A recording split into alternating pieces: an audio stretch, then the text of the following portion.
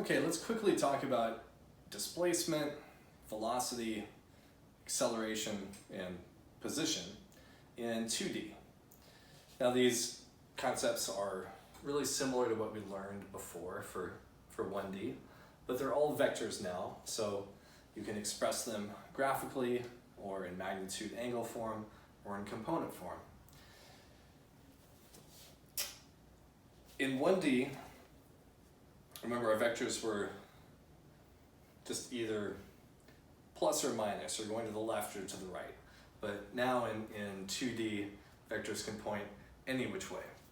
So let me show you what position and displacement vectors look like in 2 dimensions.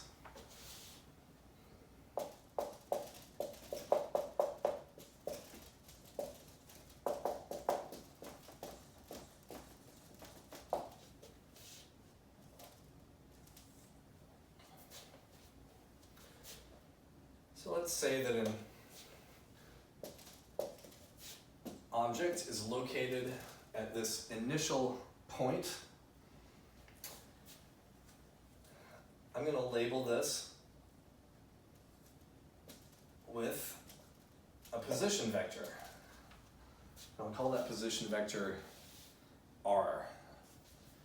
Sometimes people call it X, and you'll see that a lot. So if there's an X with a vector on top of it, that means it has an X and a Y component. It doesn't mean just the X component, it means the whole vector.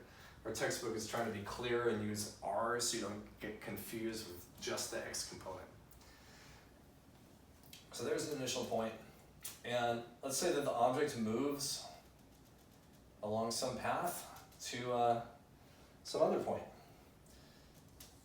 There's its final position vector. And this might occur at some initial time.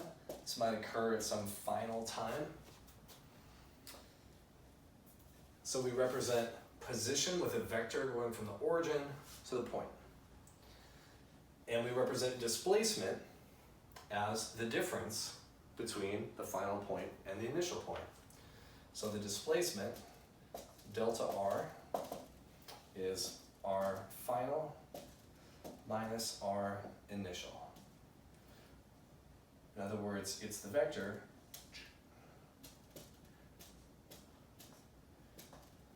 that connects that starting point with the ending point.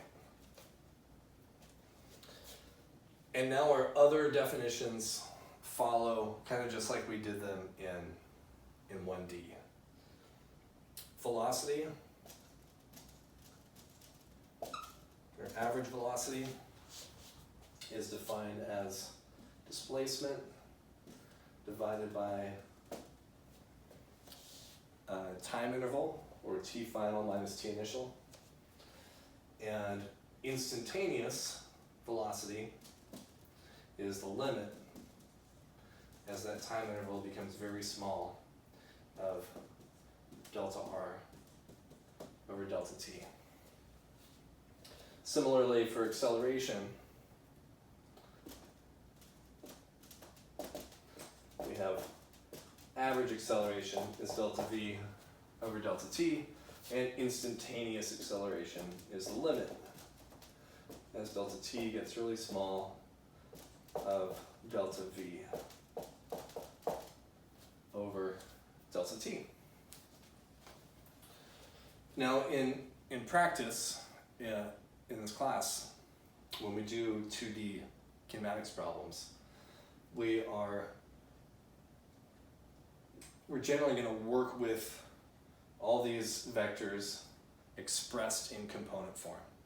Sometimes the problem will tell you something like a velocity in magnitude angle form, and usually the first thing you want to do is turn it into component form, because that makes all the calculations easier to do.